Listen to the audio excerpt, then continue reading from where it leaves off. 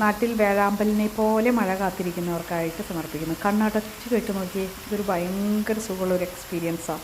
ഞാനിവിടെ പോയിപ്പോൾ ഇത് റെക്കോർഡ് ചെയ്തു. ഇടയ്ക്കിടയ്ക്ക് കേൾക്കും. നല്ല രസമാണ്. നമ്മുടെ പണ്ടിങ്ങനെ വീടിൻ്റെ മുകളിൽ നിന്നൊക്കെ ഇങ്ങനെ വെള്ളം വീഴുന്ന ഒരു ശബ്ദം ഉണ്ടല്ലോ,